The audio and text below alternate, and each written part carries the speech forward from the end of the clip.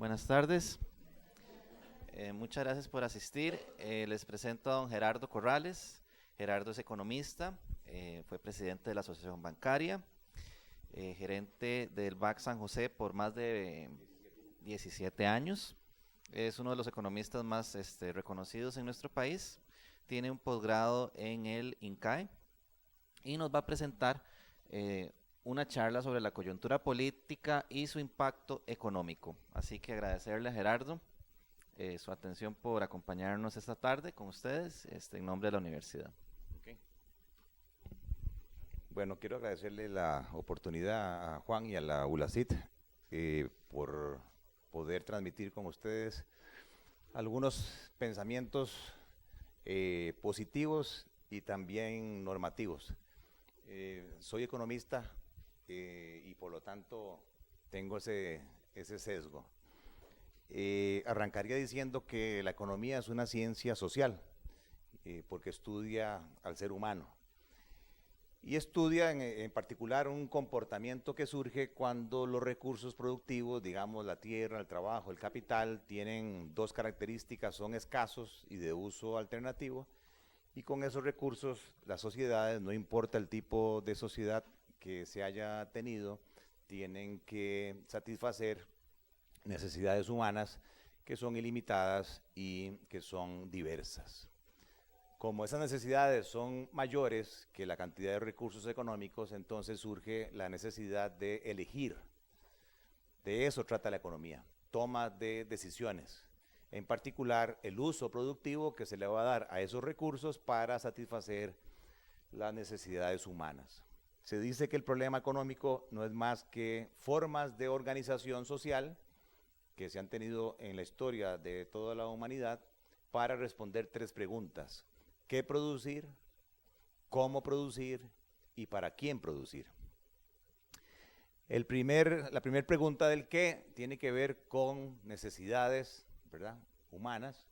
La segunda pregunta del cómo es un tema de tecnología, cómo se combinan los recursos productivos, tierra, trabajo, capital, en una función de producción para generar eficientemente, al menor costo posible, la máxima cantidad de bienes y servicios. Y en tercer lugar, que es quizás la pregunta más difícil y más polémica, es la distribución de la riqueza. ¿Hacia dónde se va a dirigir la riqueza que se genera en el proceso productivo?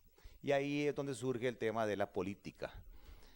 Y ahí han surgido varias versiones, digamos el tema marxista-leninista, en el sentido de que el proletariado debería ser parte de esa riqueza y que debería distribuirse en forma equitativa, hasta el capitalismo salvaje, que lo que dice es cada quien vela por sus propios intereses y al final el mercado se va a encargar de hacer el goteo, en el sentido de que las clases más pobres pues van a recibir por goteo algo de los recursos productivos que se han generado. Bueno, dicho eso, lo que quiero es ahora repasar un poco cómo se ve Costa Rica. Nosotros los economistas vemos la economía a través de modelos, así como un arquitecto, un ingeniero ven una casa, un edificio a través de una maqueta. Nosotros los economistas utilizamos modelos. Y los modelos se construyen con base en supuestos. A mí me encanta preguntar, no es porque sea profesor, sino porque es una forma de asegurarme. O sea, yo aquí los puedo ver a todos físicamente, pero no puedo asegurarme que siendo hoy viernes, y sobre todo a estas horas, ¿verdad?, espiritualmente y físicamente ustedes estén aquí.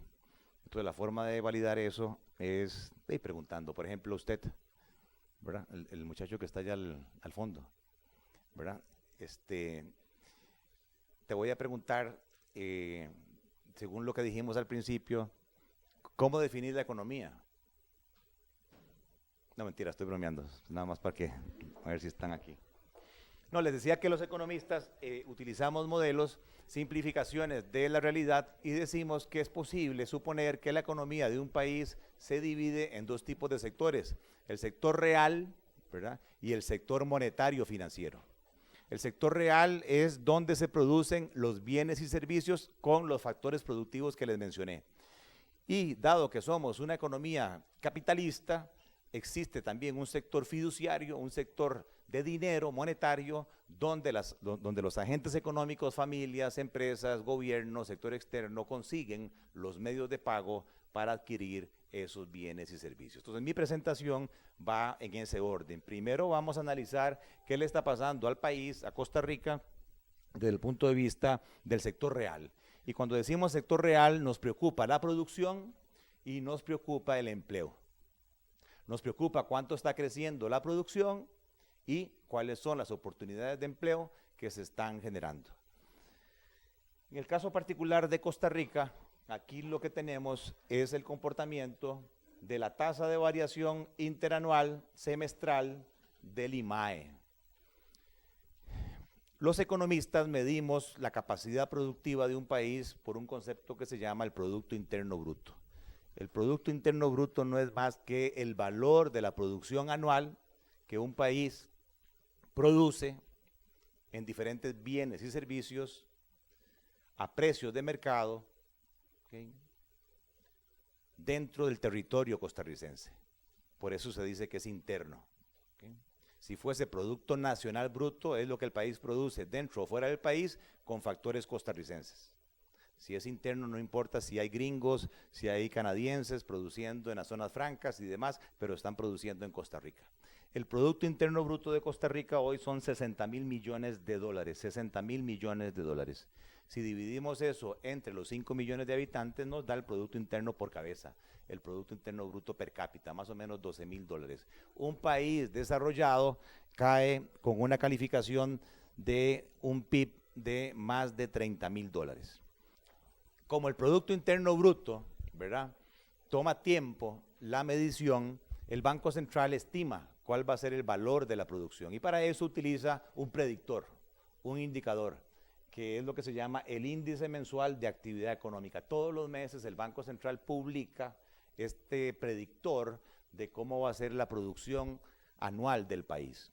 Y ese IMAE no es más que un algoritmo matemático que se nutre de la información que le da, por ejemplo, Corbana al Banco Central de las cajas de banano que se están exportando, o que le da a la Cámara de Piña de las cajas de piña que se están exportando, o que le da al Colegio de Ingenieros sobre los metros cuadrados y permisos de construcción, o que le da al ICE en la cantidad de kilowatts hora que se están vendiendo. Y en función de eso, el Banco Central hace sus estimaciones y se compara el índice, digamos, del mes de febrero 2018 con el índice que existía en febrero 2017. Se le saca la tasa de crecimiento y eso es lo que está aquí. Esto lo que nos dice es que en el primer semestre del año 14, el Producto Interno Bruto crecía a un ritmo del 3%. Luego crecía al 5% en el 2015, en el primer semestre. Y pues ustedes pueden ver ahí los números. Lo importante aquí es la tendencia. Si tenemos una curva positiva, quiere decir que la segunda derivada, la aceleración, es positiva, pero si tenemos una curva negativa, una pendiente negativa, quiere decir que hay una desaceleración económica. Lo que estamos teniendo es un crecimiento cada vez menor.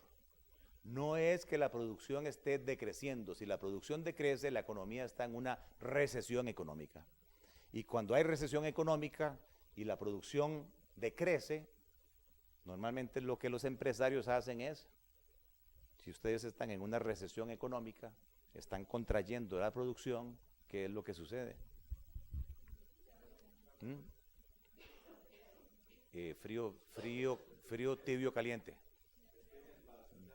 Desempleo. Desempleo. La producción está ligada con empleo o desempleo. Si hay crecimiento económico, hay empleo. Y a ver si me siguen. Si hay crecimiento económico, hay más empleo y hay más ¿qué? Antes del consumo. Ingresos, lana, harina.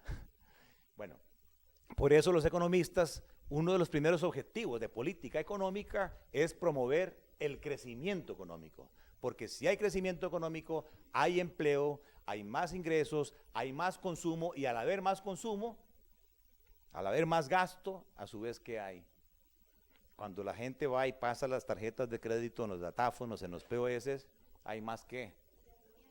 No. Muy importante, exactamente. ¿Quién dijo? Impuestos. Hay más impuestos. La mejor reforma fiscal es una promoción del crecimiento económico, ¿verdad? Esa es la mejor reforma fiscal, porque no hay que poner más tasas, no hay que poner más impuestos, automáticamente más producción, ¿verdad? Más inversión, ¿verdad? Más empleo, más ingresos, más consumo, más impuestos. ¿Okay? Entonces la economía se preocupa por medir si la economía está creciendo o si la economía está decreciendo. Estas son las tasas semestrales de punta a punta, y si lo vemos a nivel anual, ¿verdad? Después de estar creciendo cada vez más en el 15, en el 2015, en el 2016 crecimos menos, un 4.4, y en el 2017 crecimos menos aún, 3%. Entonces, esa es la primera característica de la situación económica costarricense actual. Venimos en un proceso de decrecimiento económico. Y al haber esa situación, hay preocupación, ¿verdad?, dentro de la fuerza laboral de que eventualmente haya recortes de empleo, y al haber recortes de empleo, ¿verdad?, menos ingresos, y por eso lo que está sucediendo es que las familias, los empresarios, cuando tienen expectativas negativas de que eventualmente los podrían despedir, ¿qué es lo que hacen? Si yo me iba a comprar, exactamente, posponen las decisiones de consumo, y las empresas posponen las decisiones de inversión. Y eso lo que hace es que más bien nos metamos en un círculo vicioso que acelera aún más el decrecimiento económico. ¿Alguien iba a preguntar? ¿A qué le atribuye usted o a qué factores ese decrecimiento en Costa Rica? Ok, ahora lo vamos a abrir por sectores de actividad económica, y ahí vamos a ver más o menos cuáles son los sectores dinámicos y cuáles son los sectores que explican esta desaceleración del aparato productivo, que es esa lámina que está ahí. Como un año, con una golondrina no hace verano, este cuadro lo que hace es tomar los datos desde diciembre de 2006 hasta diciembre de 2017. O sea, ahí tenemos prácticamente un periodo de 11 años. Y para ese periodo de 11 años nos preguntamos, en promedio, las empresas de este país, ¿cuánto crecieron? Lo que esta barra roja nos dice es que el IMAE total, la actividad económica total, creció en ese periodo un 42%. Este gráfico lo que tiene es los sectores de actividad económica que están a la izquierda son winners, y los sectores económicos que están a la derecha son losers. Nadie quiere estar en el segmento de la derecha, sin implicaciones políticas. Todos quieren estar en el segmento de la izquierda, ¿verdad? ¿Quiénes? Obviamente, entre más me mueva yo, entre más me aleje del promedio, más winner soy. ¿Cuál es la actividad económica más dinámica de Costa Rica en los últimos 11 años? La respuesta está en ese gráfico. La fabricación de equipos médicos de precisión, instrumentos médicos de precisión, bajo el régimen de zonas francas. Aquí en Costa Rica se producen válvulas de corazón, aquí en Costa Rica se están produciendo catéteres, aquí en Costa Rica se están produciendo stents coronarios, aquí en Costa Rica se producen 2 millones de lentes de contacto diarios en una compañía que se llama Copper Vision, en zona franca El Coyol de Alajuela. Cuando yo estuve ahí le pregunté al CEO, ¿cómo es posible que se produzcan 2 millones de lentes de contacto diarios? Y me dice, ¿cuál es la población de China? A ver, ¿cuál es la población de China? ¿Cuántos chinos hay en el mundo? 1.500 millones. Copy-paste. Los grandes consumidores de lentes de contacto son las chinas. Hoy te salen con ojos azules, mañana te salen con ojos verdes, pasado mañana con ojos negros, y así sucesivamente. Esos son los grandes consumidores. El siguiente sector ganador en la economía costarricense es infocomunicación. Se rompe el monopolio, se abren las telecomunicaciones, y hoy, después de haberse esperado para tener un celular en una lista 6 meses, ustedes no se acuerdan, ahora resulta que en el mismo día yo puedo ir a Colby, Claro y Tigo y sacar un plan que me dan incluso el iPhone 10 o 12, no sé por qué número van, ¿verdad? Inmediatamente. Bueno, esa maravilla la explica la competencia que se dio con la infocomunicación. Servicios profesionales, esto es Shared Service Centers. Los costarricenses somos bien vistos a nivel de recursos humanos, finanzas, contabilidad, para llevar esas actividades para el resto del mundo, para Europa, para Estados Unidos. Pero el principal requisito para poder operar ahí es ¿cuál? Aparte de tener, ¿verdad?, segundo, tercer, cuarto año de estudio en economía, en finanzas, en recursos humanos, en contabilidad, en mercadeo. Yes, that's my case. My English is so bad.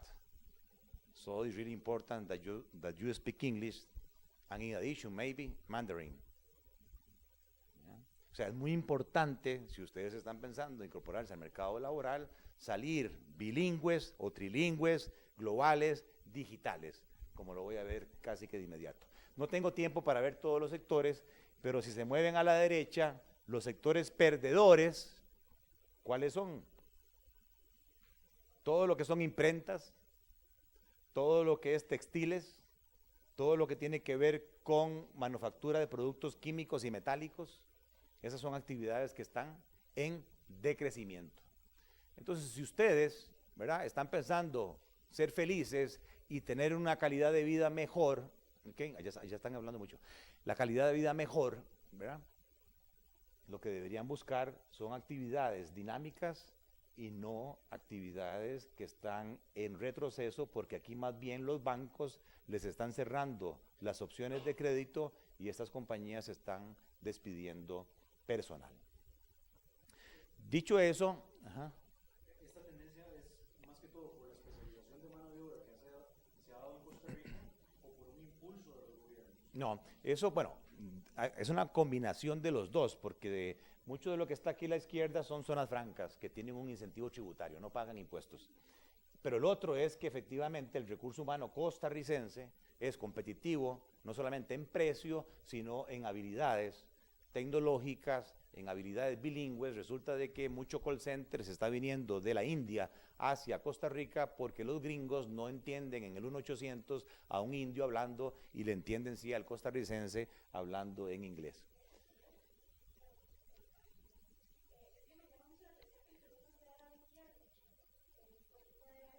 Exactamente, aquí lo que se puede explicar casi que está como el promedio, a pesar de que tenemos más líneas aéreas, a pesar de que, ¿verdad?, han ingresado más turistas. Lo que se trata o lo que explica esa tendencia es el impacto de la economía colaborativa. La economía colaborativa son las plataformas virtuales, productos de la revolución tecnológica que la llaman la cuarta revolución. Yo estoy pensionado a mis 52 años, ¿okay? Lo que hago yo es, aparte de venir aquí a hablar paja, ¿verdad?, es ver Netflix. Bueno, ¿qué es Netflix? Una plataforma virtual. ¿Okay? ¿Qué es Uber? Una plataforma virtual. ¿Qué es Airbnb? Es la compañía más grande de hospedaje o de hotelería, pero no es dueña ni de un solo cuarto, ni de un solo hotel. Entonces ya en Costa Rica se está dando eso. Muchos turistas europeos, americanos, no vienen a un hotel formal. Prefieren meterse en la plataforma y alquilar una casa, alquilar un cuarto, les sale más barato. Y todo eso no queda registrado en las estadísticas oficiales del Banco Central. No hay control sobre ese tipo de actividad. Voy a ir un poco más rápido porque me dieron 45 minutos, tengo más o menos 500 láminas y voy por la lámina número 2. Desempleo. El tema del desempleo, lo que pueden ver ahí, ¿qué es lo que ven desde el 2014 al 2017 por trimestres? ¿Qué les dice ese gráfico? Que ha estado muy estable más bien. O sea, la tasa de desempleo ha fluctuado entre un 9 y un 10. Hubo aquí un bajonazo del 8,5, pero si ven, ¿verdad?, más o menos ha estado estable en un nivel de 9 a 10. El número de ocupados en Costa Rica somos 2, bueno, yo no, pues soy desempleado, 2 millones de costarricenses que están ocupados. De esos 2 millones, ¿cuántos creen ustedes que trabajan en el sector público, en el gobierno? 300,000. 300,000 personas de estos 2 millones. El resto, 1,7 millones, trabajan para el sector privado. Ahora bien, de la fuerza laboral, 2 millones están ocupados y 214,000 están desocupados. ¿Qué quiere decir que estén desocupados? Esta encuesta se hace cada 3 meses. Salieron los encuestadores y le preguntaron a la gente, en los últimos 15 días, ¿usted salió a buscar empleo? ¿Lo encontró? ¿Sí o no? Si contesta no, esa persona es reportada como desempleada. Eso es lo que quiere decir que haya 214,000 desempleados. Si estas gentes están desempleadas, ¿cuál es la consecuencia? Si uno está desempleado, ¿cuál es la consecuencia? No hay ingreso, 0 ingreso. El poder de compra de las familias se mide por un cociente, donde en el numerador yo tengo el salario nominal y en el denominador tengo el índice de precios. ¿Qué es el índice de precios? Un promedio, ¿verdad?, de los precios de la economía. Entonces, salario nominal, suponga 300,000, 400,000 pesos mensuales, entre los precios promedio me da el poder de compra. Me dice cuántas canastas básicas con ese salario yo puedo comprar. Si los precios están subiendo, dado que están en el denominador, ¿qué le pasa al poder de compra de las familias? Baja. Por eso se dice que la inflación, la subida de los precios, es el impuesto más regresivo que hay, porque se le mete al bolsillo a las gentes y le saca poder de compra. ¿Y dónde sufre más? ¿Qué es más importante para una familia de ingresos pobres? $1 que para una familia de ingresos ricos, $1. ¿Dónde es más importante ese dólar? En los pobres. Y por eso se dice que la inflación es el impuesto más regresivo que hay. ¿Me explico? Entonces depende de la situación económica, ¿es más importante el control de la inflación o es más importante la promoción de empleo? Hoy el problema mundial, no solamente de Costa Rica, el problema económico principal de Costa Rica y el mundo hoy, ¿cuál es? ¿Ustedes leen o no? No leen. Yo sé que están estudiando Derecho, pero me imagino que leen mucho. ¿Eso genera qué? Desempleo. El problema más importante hoy del mundo y de Costa Rica es el desempleo, no la inflación. La inflación está controlada, como lo vamos a ver ahora. Por lo tanto, desde el punto de vista de política económica, el diseño de la política económica debería estar en pensar cómo es que se generan, ¿qué? Oportunidades de empleo, en vez de estar pensando en control de la inflación. ¿Okay? Pues vamos avanzando.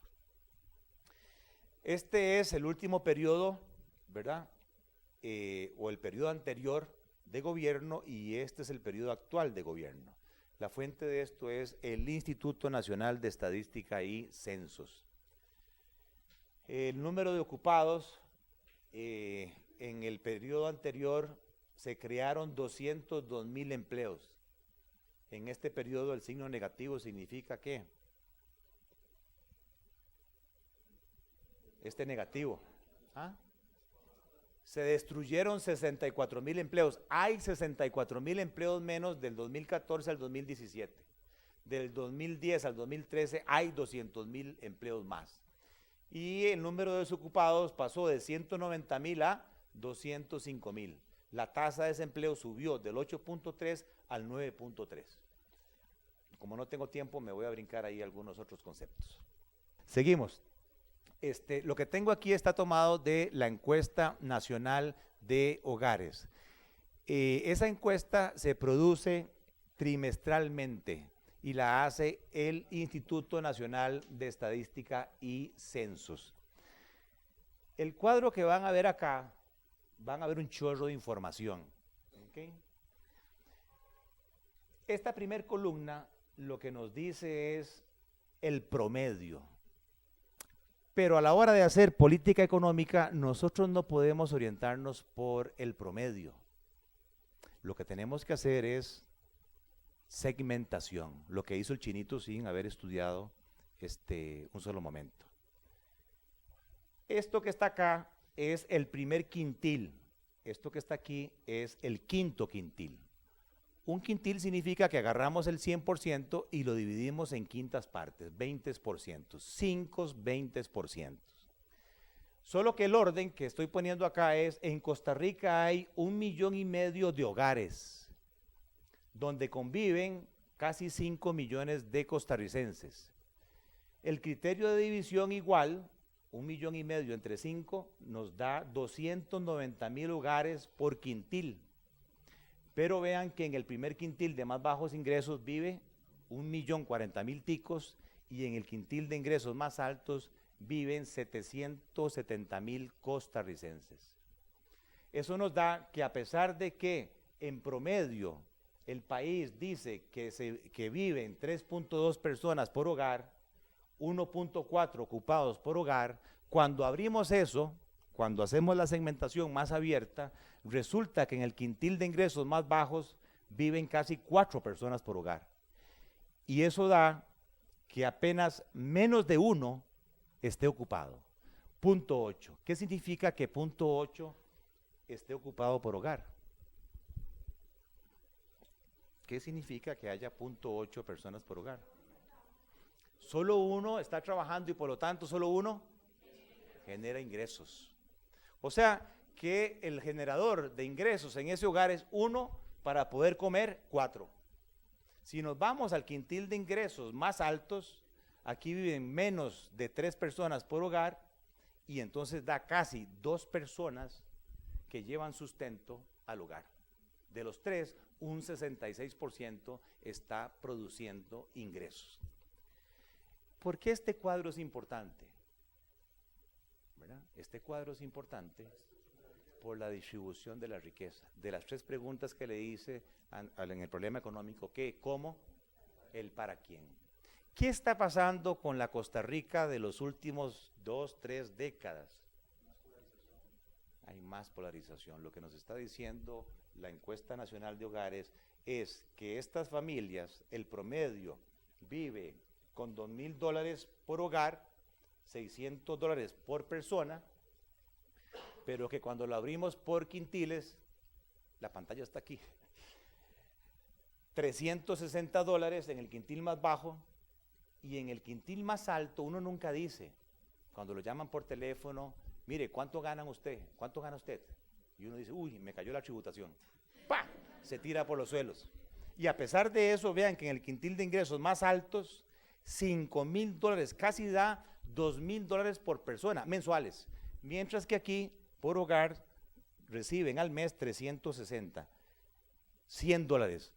Imagínense lo que es vivir al mes con 50,000 pesos por persona. No sé cuánto cuestan las cervezas de hoy o las birras de hoy, ¿verdad? Pero fácilmente se consumen 50,000 pesos. El otro elemento es este. Vean, yo les dije, a ver señores, yo les dije que el Producto Interno Bruto de Costa Rica, ¿es cuánto? ¿Cuánto? No. $60,000 millones al año. ¿Cómo se distribuyen esos $60,000 millones al año? ¿Dónde llega el 50%? ¿Dónde queda el 50%? En el quintil de ingresos más altos. ¿Y cuánto le llega al quintil de ingresos más bajos? Menos del 4%.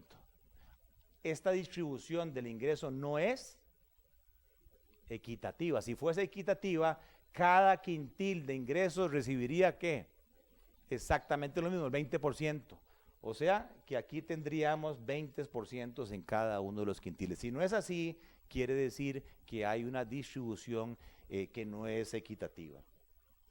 Pero además, vean que dijimos que el desempleo en el país fluctúa entre un 8,5 y un 9 como promedio.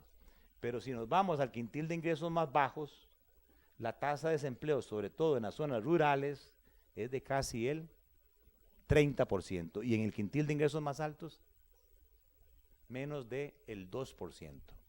Los economistas decimos que hay pleno empleo de los recursos productivos cuando la tasa de desempleo es menos del 4%. Si tomamos esa definición y vemos este cuadro, yo les digo, ¿hay o no hay pleno empleo de los recursos productivos en Costa Rica? La respuesta es no, porque la tasa de desempleo es 9. Pero si la abrimos por quintiles, yo podría decir, sí hay pleno empleo. ¿Dónde? En el quintil de ingresos más altos. Incluso en el siguiente quintil, uno podría decir, también hay pleno empleo. El problema mayor de desempleo se tiene en los quintiles 1 y 2. ¿Ok? Bien. Entonces quiere decir que para el diseñador de política económica, el reto actual en Costa Rica no es el control de la inflación, sino es cómo generar oportunidades de empleo en los quintiles de ingresos más bajos. Yo podría diseñar una política social de distribución que haga que le llegue ingresos a estos segmentos. ¿Cómo?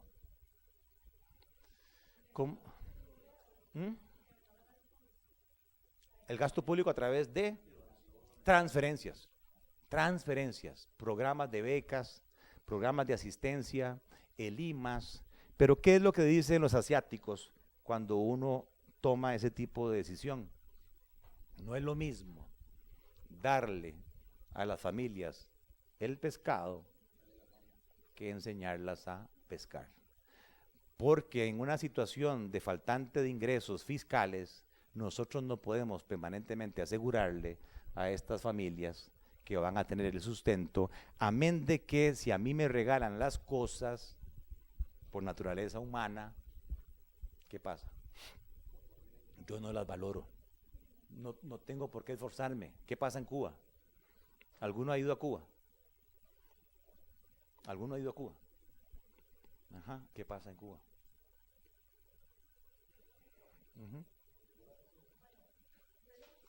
Como turista. Hay una asignación igualitaria de cantidades iguales, ¿okay?, para todas las familias. ¿Okay? Para todas las familias. Como tal, entonces, ¿para qué yo estudiar? ¿Para qué yo esforzarme? Si al final me van a asignar lo mismo que aquel que no hizo nada. Eso es quizás uno de los problemas de ese sistema de organización política social. Ajá. Okay. Esto está tomado de la Caja del Seguro Social.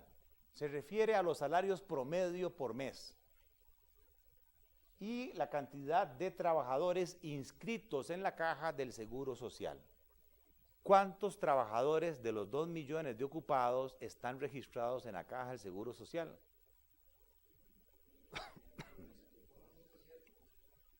1,5 millones. 1,6 millones. Si uno está en la Caja del Seguro Social, ¿qué significa? Está formalizado. ¿Qué significa estar formalizado? Tanto el patrono como el empleado pagan cargas sociales. ¿Cuánto ganan las personas que reportan a la caja? No, aquí está, 537,000 colones al mes. En promedio, los trabajadores costarricenses que cotizan en la caja ganan mensualmente 538,000 colones. ¿Dónde se gana más en Costa Rica?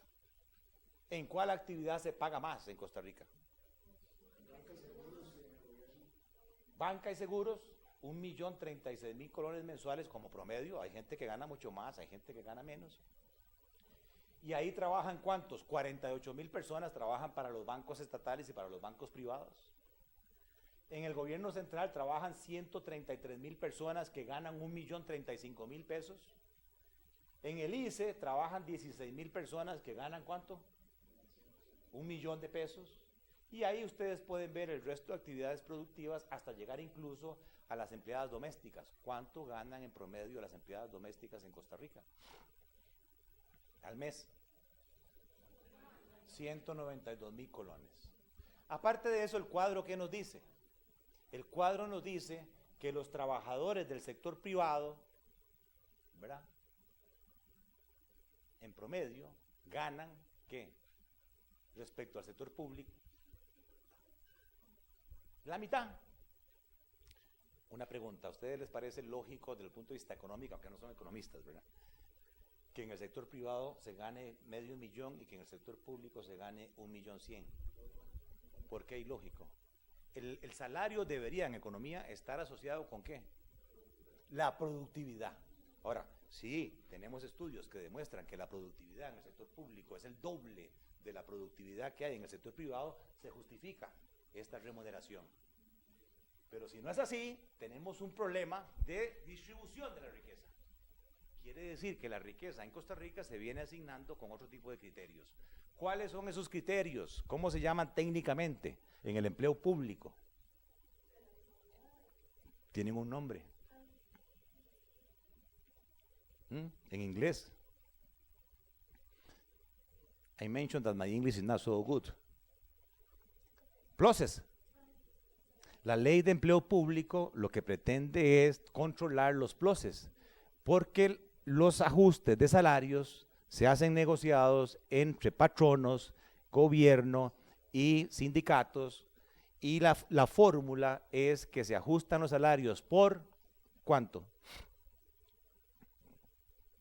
Los salarios del sector público se ajustan en función de ¿qué? La inflación más, un puntito más, por productividad.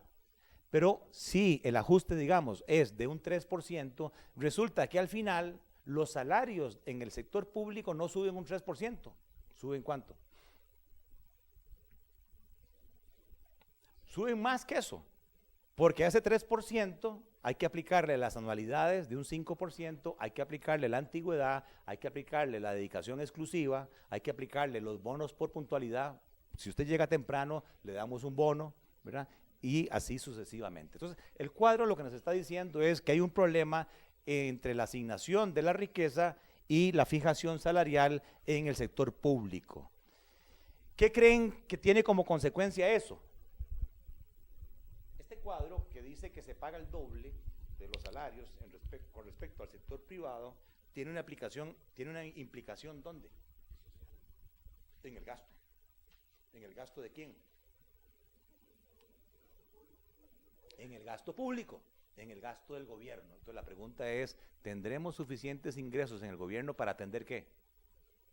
Esos gastos, porque si hay suficientes ingresos para atender estos gastos, no problem. Si los ingresos son mayores que los gastos, no problem, tenemos un superávit.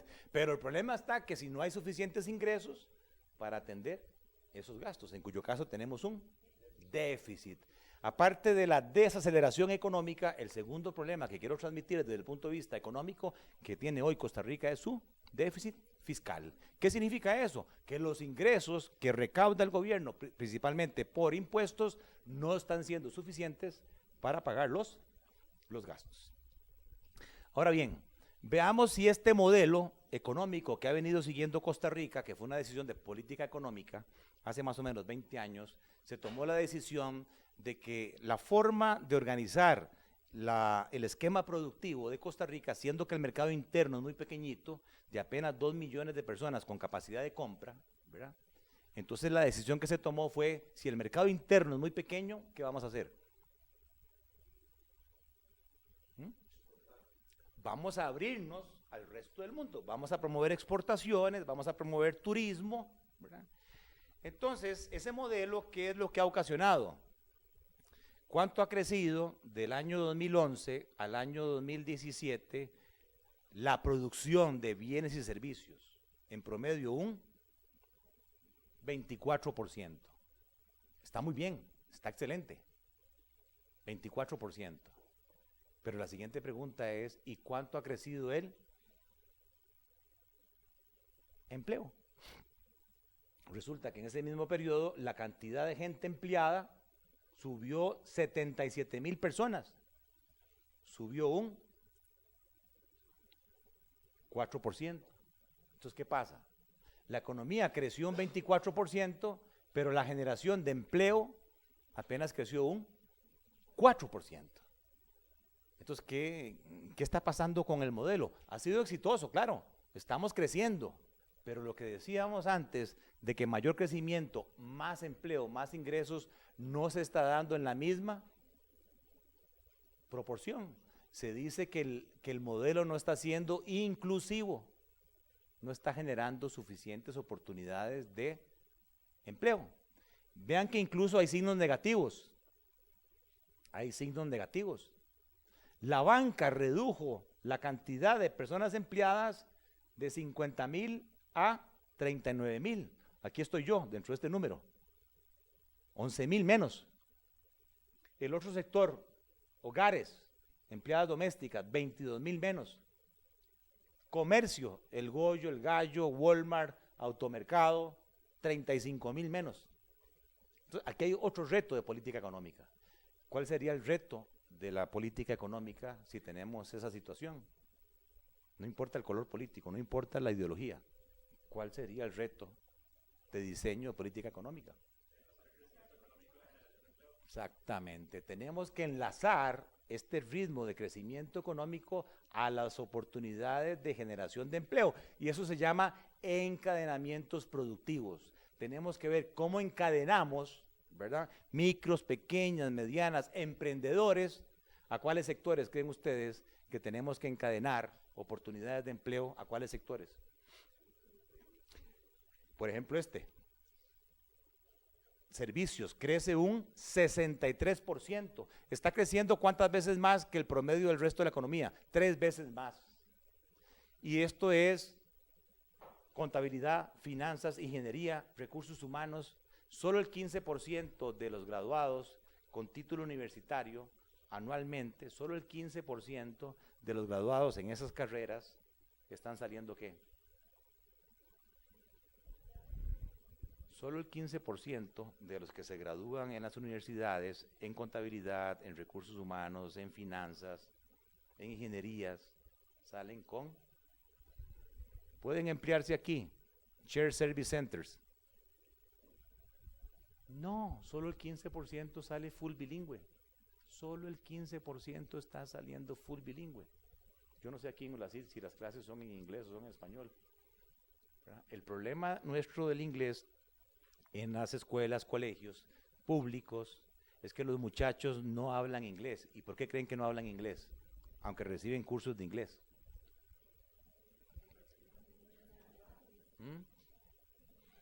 Porque los maestros no saben inglés, les enseñan Spanglish, les enseñan inglés en español. Entonces, cuando ponen un muchacho de estos en un call center a atender un gringo que está molesto porque GE, porque Amazon le quedó mal, ¿verdad? Mientras el muchacho en la diadema hace la traducción, ¿cómo se decía esa palabra? ¿Cómo traduzco del español al inglés? El gringo, ¿qué pasó? Le cortó. El porcentaje de rechazo de llamadas es tan alto que lo que le pasa a ese muchacho, ¿qué le sucede si el porcentaje de rechazo de llamadas empieza a subir? You're fired. Lo votan. ¿Okay? Bueno, ¿tenían alguna pregunta? Sí.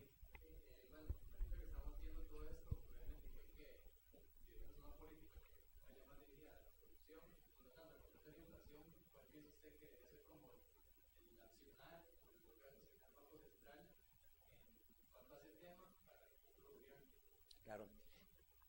Lo voy a ver un poquito más adelante cuando vea el enfoque monetario. El Banco Central se ocupa del otro sector, ya no del sector real, sino del sector monetario financiero. Es más, el Banco Central es el ente rector del sector monetario financiero. Y la forma de operar ahí el Banco Central no es metiéndose al sector real, sino que el Banco Central sí puede incidir indirectamente a través de las tasas de interés, a través del control de la inflación y a través del tipo de cambio. Pero de eso me voy a referir más adelante. Ahora voy a profundizar un poco con las finanzas públicas. Cuando hablamos de las finanzas públicas nos estamos refiriendo al manejo del presupuesto público y a la política fiscal. ¿Qué es la política fiscal? La política fiscal es el manejo de los ingresos del gobierno para generar, ¿verdad?, gastos que tengan impacto social, ¿verdad? Transferencias, pensiones, ¿verdad? Además de, como ya lo vieron ahí, el gobierno también genera empleo. Pero se dice que normalmente la generación de empleo en el sector público es menos productiva que en el sector privado. La fotografía de nuestro sector gobierno central, de esos 133,000 empleados en el gobierno central, es esta. Tenemos ingresos, tenemos gastos antes de la atención del servicio de la deuda, y a esa diferencia entre los ingresos totales y los gastos corrientes antes de intereses en la compra de bienes y servicios lo llamamos el déficit primario. Vean que en el 2017 se recibió en el gobierno de Costa Rica ingresos por 8.400 millones de dólares. ¿Y cuánto se gastó? 10.200 millones de dólares. ¿Cuánta plata está haciendo falta al tesorero del Ministerio de Hacienda? Le falta por año 1.800 millones de dólares. Eso en finanzas se llama un problema de flujo de caja. El flujo de caja está en rojo. ¿Qué significa eso? Que los gastos superan a los ingresos. Y aquí está respecto al Producto Interno Bruto, la carga tributaria del país, ¿cuánto representan los ingresos de gobierno respecto a la producción interna? Es el 14,5%, pero los gastos corrientes son el 17,5%. La diferencia es el tamaño relativo del déficit primario al PIB. Vean que el tamaño es 3.1. ¿Cuánto era este cociente el año pasado? ¿Cuánto era el faltante respecto al PIB, verdad? Del déficit primario. 2.4. Pasamos del 2016 al 2017. ¿En cuánto creció el déficit primario? Casi un 30%. ¿Y cuánto les dije que crecía la producción anual? Creo que no lo dije. La producción, bueno, sí, lo mencioné ahí en el gráfico de desaceleración económica. ¿Cuánto creció anualmente el Producto Interno Bruto en el 2017 respecto al 16? 3%. ¿Y cuánto creció el faltante de ingresos primarios? 30%, 10 veces más la generación de ingresos. Eso es explosivo. No hay forma que creciendo al 3% yo pueda hacerle frente a un faltante de recursos que crece al 30%. Pero ahí no para la historia de terror, porque falta ¿qué cosa? ¿Qué le falta al déficit primario? El componente financiero. ¿Cuánto tiene que pagar el gobierno por las deudas que ha tomado en el pasado? Por concepto de intereses, pagan 1.800 millones de dólares. Y vean que esa suma es exactamente igual al faltante de ingresos primario. O sea que tenemos un déficit compuesto por dos elementos gemelos, un déficit primario del 3.1 y un componente de intereses del 3.1. O sea que el déficit total financiero es 6.2. ¿Cuánta plata le hace falta al tesorero de Hacienda al año? 3.600 millones de dólares. Y el año pasado esa suma eran 3.000 millones.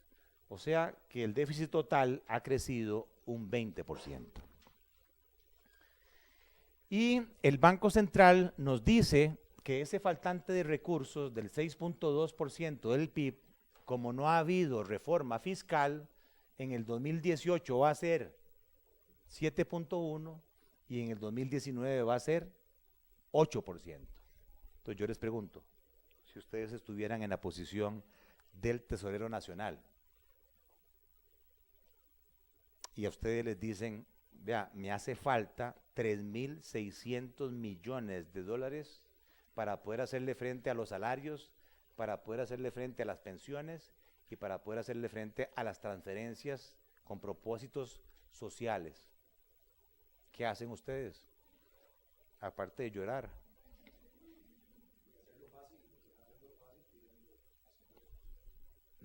No, porque aquí estamos diciendo no hay reforma fiscal. Los diputados no aprobaron la reforma fiscal, supongamos, como no la han aprobado en los últimos años. ¿Qué opción le queda al tesorero? Véanlo aquí. ¿Cuánto es la deuda del gobierno respecto al Producto Interno Bruto? 50% de lo que se produce en el país lo debemos. Se lo debemos tanto a acreedores internos como acreedores del exterior, deuda interna y deuda externa. ¿Y qué le sucede a este nivel de apalancamiento con el paso del tiempo? Se va incrementando. ¿Qué quiere decir eso? Bueno, yo les dije que el Producto Interno Bruto era ¿cuánto? 60,000 millones de dólares. Con solo ese dato y este otro que acabo de tirar, yo les podría preguntar a cualquiera de ustedes, dígame el saldo de la deuda pública total en Costa Rica. Dígamelo en el 2017, ¿cuánto fue la deuda pública total en Costa Rica? 30,000 millones de dólares, es el 50% de 60,000. Así es como se manejan los números. Ustedes agarran 30,000 millones de dólares que debe el gobierno de Costa Rica a sus acreedores, ¿y cuántos ticos somos? 5 millones. ¿Quiénes viven en Costa Rica? ¿Quiénes son los dueños de Costa Rica? Los costarricenses. ¿Cuántos ticos son? 5 millones. Entonces, ¿quiénes deben esa plata? ¿Quiénes deben 30,000 millones de dólares? Donde haya un costarricense, sea donde sea que esté, hay democracia, hay paz, hay libertad. ¿No se acuerdan de Sanguinetti? ¿Se acuerdan del presidente de Uruguay? Hay un Hyundai, pero además hay una deuda per cápita por costarricense equivalente a hoy, cada uno de nosotros debe 3.5 millones de colones. O sea que si en su hogar hay 4 personas, multiplique 4 por 3.5 millones y ustedes no sabían, pero le deben a acreedores 12 millones y medio, más su hipoteca, más la deuda del carro, más la tarjeta de crédito. Ese es el nivel de apalancamiento que tiene cada uno de nosotros. Ese nivel de deuda en el 2014, ¿cuánto era por costarricense? 2.2 millones. De 2.2 millones pasó a 3.5. Se incrementó en un 45%. Y si este número sigue así, en el 2019 cada tico va a deber 4 millones y medio, 40% más.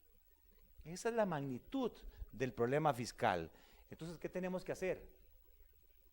¿Queremos seguir endeudando al país para que las generaciones futuras, ustedes, sus hijos, sus bisnietos, sus tataranietos, tengan que pagar las amortizaciones y los intereses de esas deudas? O sea, cada bebé que nace en Costa Rica ya nace con una deuda. Esa es la gravedad del asunto. Entonces, si el déficit fiscal, dijimos que surge de la diferencia de ingresos y gastos, que es una resta, ¿cuál es la forma de resolver el déficit que no sea a través de deuda? Aquí no hay ningún matemático. Pitágoras. De ahí, si es una resta, o subiendo los ingresos, o bajando los gastos, o una combinación de los dos. No hay otra manera. ¿De qué trata una reforma fiscal? De eso. No solamente de impuestos. Si yo subo los impuestos, subo los ingresos.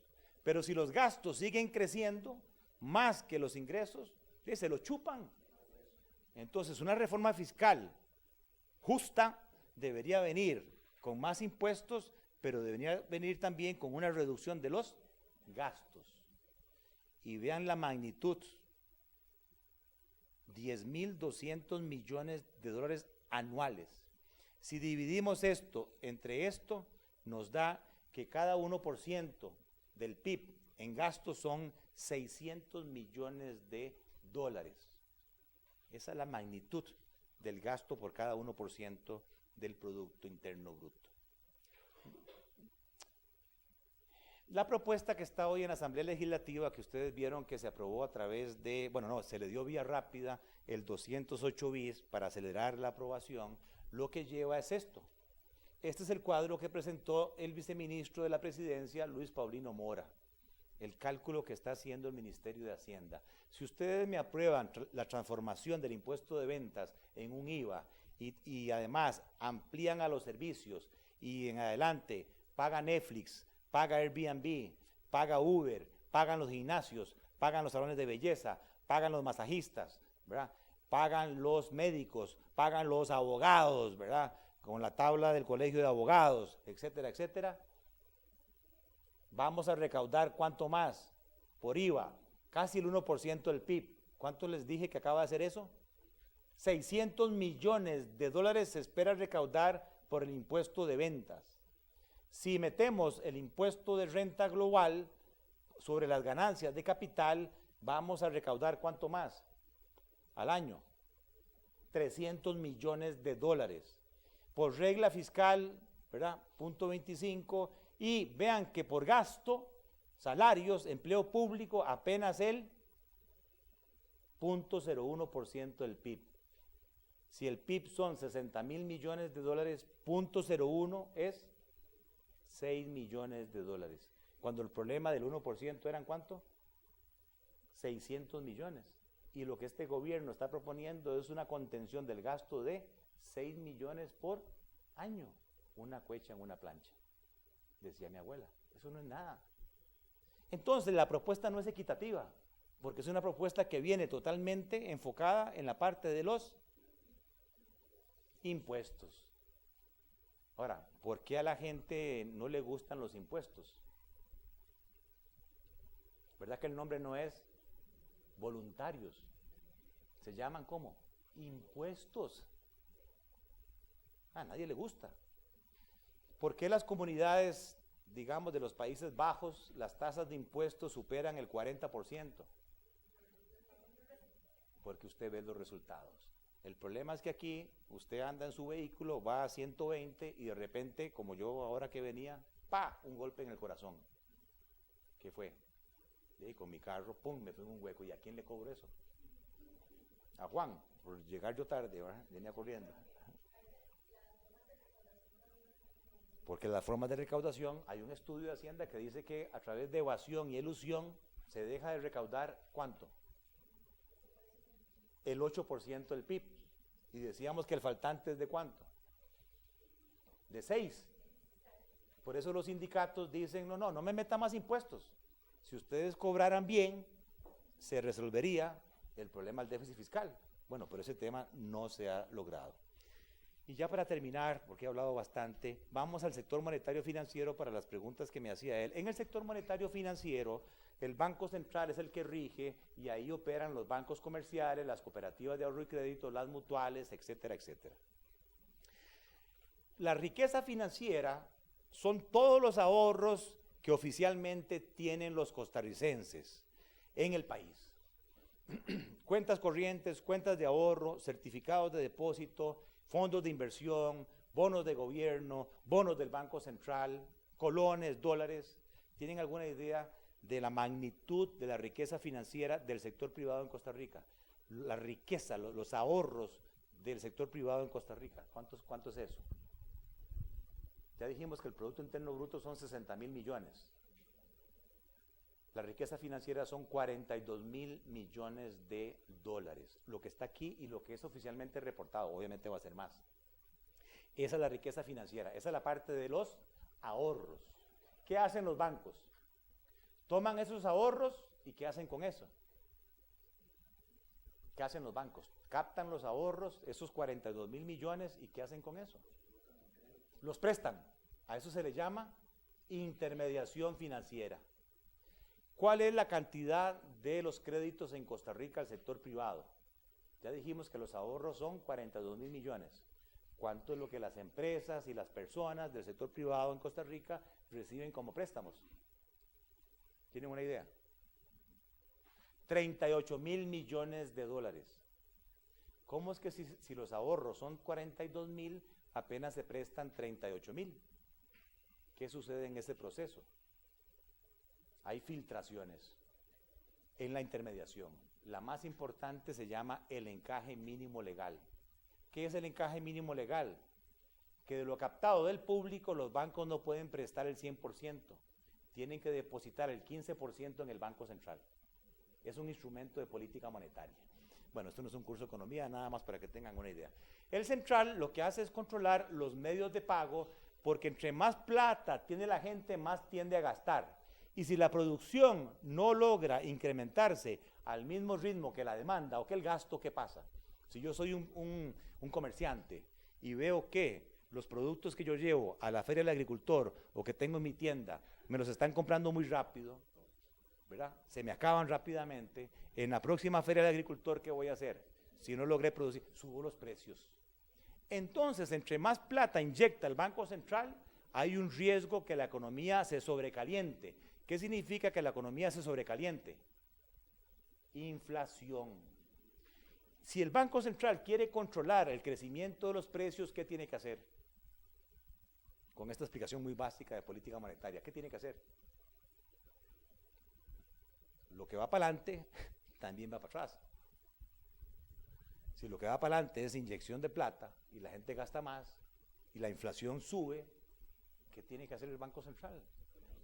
Sacar liquidez, sacar circulante. ¿Cómo? ¿Cómo saca circulante de la economía el Banco Central? ¿Cómo le hace a la gente que retire plata para que no gaste tanto? Sube tasas. Ok, ¿tasas para qué? Sube las tasas de captación emitiendo ¿qué? Bonos. ¿Cómo se llaman los bonos que emite el Banco Central? ¿Cómo creen que se llaman? Bonos de estabilización monetaria. Porque lo que hace el Banco Central al emitir bonos es recoger, él emite bonos, vende bonos y le quita a la gente, recoge dinero, liquidez. Y al tener la gente menos plata en la bolsa, gasta menos. Y al caer la demanda agregada, ¿qué le pasa a la inflación? Cae.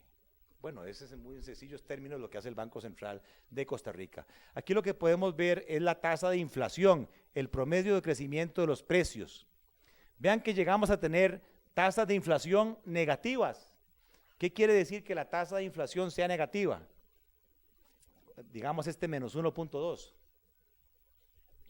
Si la inflación dijimos que es una canasta de bienes, el valor de esa canasta de bienes, y de un año al otro la inflación fue negativa, ¿qué quiere decir? Que esa canasta de bienes se hizo ¿qué? Más barata. Los precios cayeron ¿cuánto? Un 1.2. Pero el último año la inflación de Costa Rica empezó a subir y cerró ¿en cuánto? En el 2017. 2.6. O sea, la inflación está creciendo. Si la inflación está creciendo, el Banco Central va a tener que empezar a recoger ¿qué? Liquidez, dinero. Y la forma de hacer eso es subiendo ¿qué? Las tasas de interés, que es este cuadro. ¿Cuánto han subido las tasas de interés de captación el Banco Central de Costa Rica? Del 1.75 al 8.10. O la tasa básica pasiva, que es el promedio de las tasas de captación de los bancos, ha subido del 4 al 6. Claro, es más atractivo el Banco Central, paga más que lo que pagan los bancos comerciales, Banco Nacional, Banco Costa Rica. Aquí hay la posibilidad de arbitrar, se llama eso en economía. Pero ¿qué le pasa al otro lado de la tortilla? Los bancos pagan por los depósitos y cobran por los ¿qué? Préstamos. Esto que está aquí es la tasa activa. ¿Cuánto cobran los bancos por los préstamos? ¿Cuál es la tasa promedio de financiamiento en Costa Rica en colones? 15%. ¿Cuál es la tasa que se cobra en promedio por un préstamo en dólares? 9.65. Si a ustedes les dicen financie su casa, financie su carro, financie su tarjeta, en dólares o en colones, ¿ustedes qué dicen? ¿En qué moneda financiarían ustedes su casa, su carro, su tarjeta?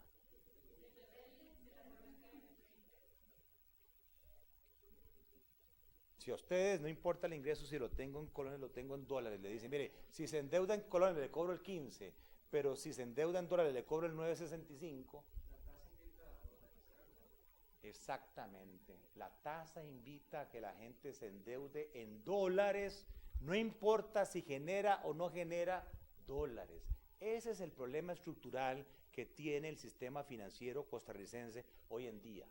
¿Cuántos costarricenses han caído con la tentación? A ver, el diablo, ya el Papa lo dijo, no existe. Mi abuela me decía, pórtese bien, no diga malas palabras, porque si no le sale el diablo. Y el diablo lo pintaban de rojo, con cachos y con un tenedor. Eso no existe. A mí nunca me ha salido el diablo, nunca. Bueno, puede ser que hoy me salga ahí cuando salga de aquí. Ese diablo no existe, dijo el Papa. ¿Okay? No existe el diablo. ¿Okay? Lo que existe son las tentaciones. Algunas carnales muy buenas, otras monetarias no tan buenas, etc. ¿Qué pasa? De que cuando a uno le dicen 15 contra el 9.65, la tentación por tomar dólares es muy alta. Y a esa tentación cayeron 500,000 familias. Hoy en Costa Rica 500,000 familias tienen deudas en dólares sin generar dólares. ¿Qué pasa si el tipo de cambio sube?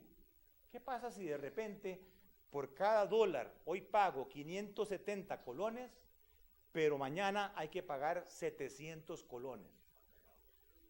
Y que esa familia que recibe ingresos en colones, sus ingresos en colones, ¿qué les pasa? Nada. Pero las cuotas de sus créditos se incrementaron en esa proporción. Su flujo de caja, su presupuesto se vio complicado.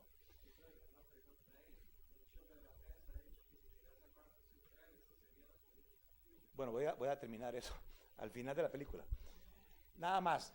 El problema de esta comparación es que la mayoría de la población costarricense no tiene educación financiera y no sabe que a este 10% yo tengo que agregarle la expectativa de devaluación, porque si el colón se devalúa un 3%, quiere decir que al final del año, ¿verdad?, por cada dólar yo tengo que pagar un 3% más. Entonces la forma de hacer la comparación es a este 9.65 yo tengo que sumarle 3%.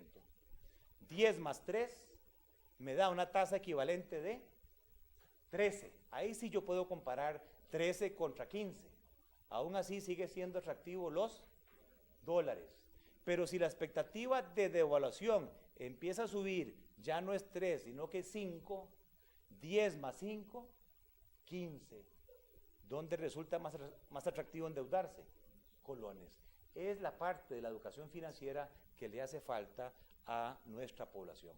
O lo segundo, si las tasas en colones empezaran a bajar y se convirtieran en tasas de un dígito, yo podría tomar colones en vez de dólares.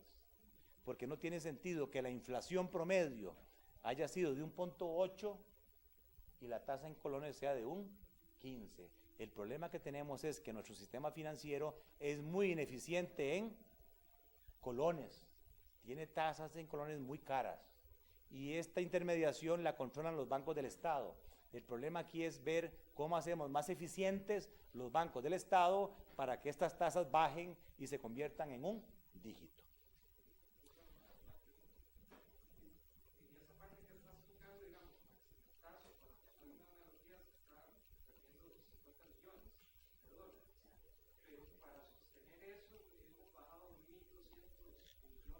De reservas. Uh-huh.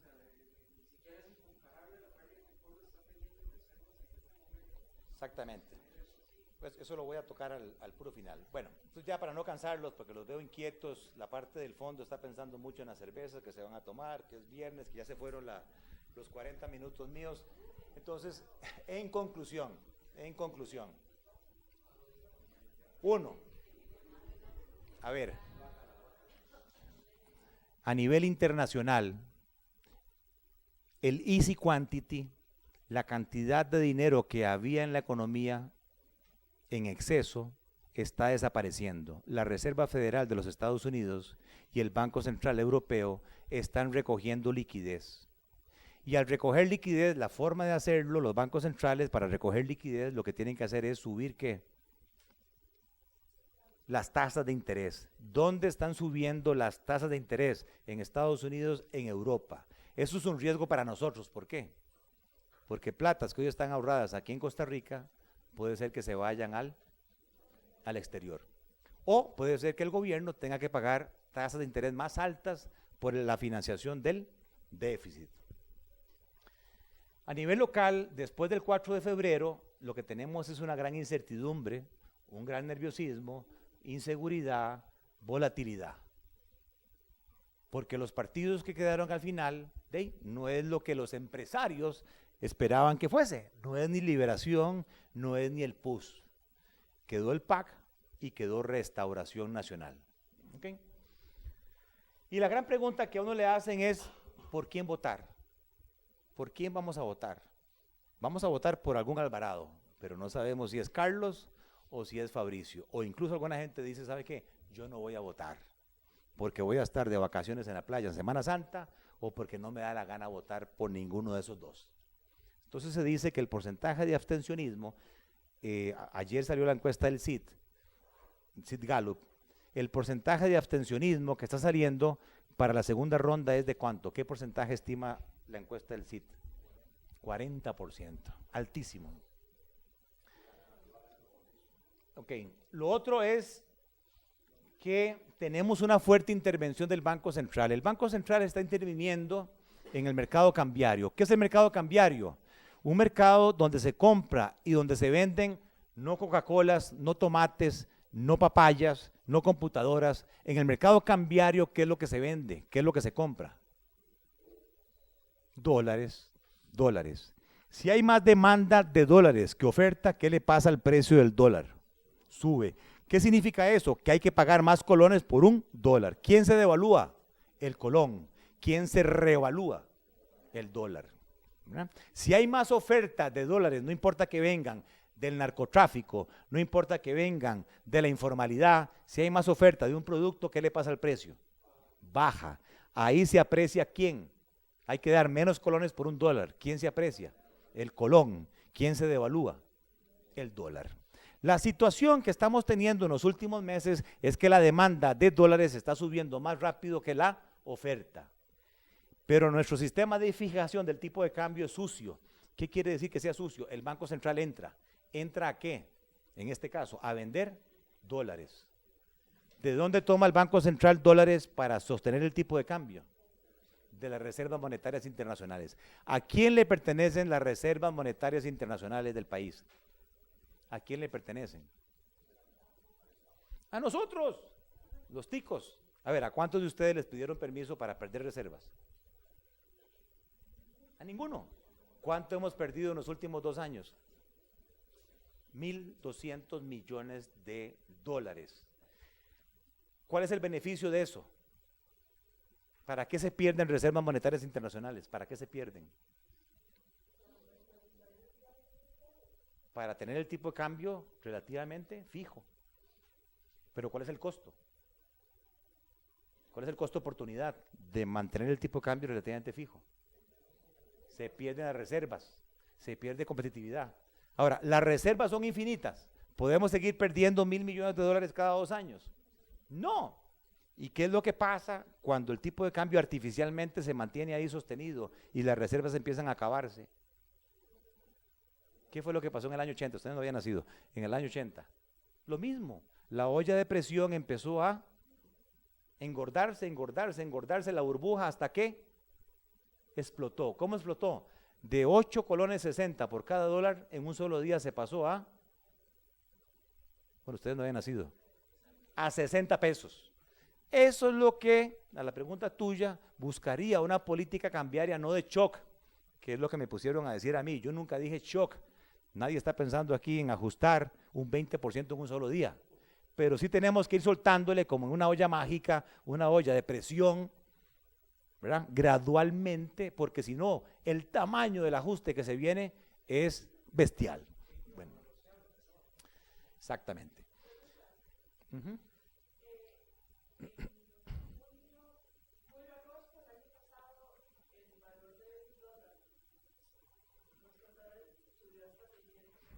Sí.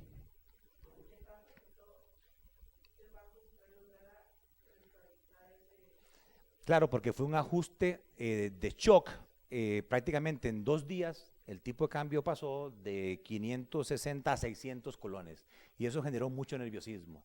El central lo que hizo fue entrar a participar, vendió alrededor de 100 millones de dólares y luego llegó en una conferencia de prensa y dijo, yo tengo aquí el maletín de Chaco Sazo, tengo 1.000 millones de dólares para hacerle frente a este exceso de demanda. ¿Quién quiere comprarse el pleito? Y eso estabilizó y hizo regresar el tipo de cambio exactamente igual, a 565. ¿Verdad? Mientras tanto, el mayor riesgo que tenemos es que las agencias calificadoras nos siguen viendo con incertidumbre, nos siguen viendo con un outlook negativo y Costa Rica ya no nos están viendo como un B+ al nivel de Senegal, Argentina, Kenia, Sri Lanka, sino que hoy los mercados financieros internacionales ven los bonos de Costa Rica como bonos basura, somos chatarra, al mismo nivel de el Congo, El Salvador y Barbados. ¿Qué es lo que debería hacer? No importa el PAC o restauración, cuando se sienten en esa silla, ¿qué es lo primero que ustedes harían? Generar confianza, mejorar la reputación, tomar un avión, no irse a Bahrein, sino irse a Nueva York, sentarse con las agencias calificadoras y proponerle el plan de gobierno, el plan económico, el equipo económico, tal que logremos evitar que nos pasen a C+. Si nos consideran un país de mayor riesgo de incumplimiento de pago, ¿qué sucede? ¿A ustedes qué les importa? ¿Qué les importa si nos pasan a C+? ¿Por qué menos inversión? ¿Y por qué hay más riesgos? ¿Cuál es la consecuencia de que un país sea más riesgoso? Yo te presto, pero si sos más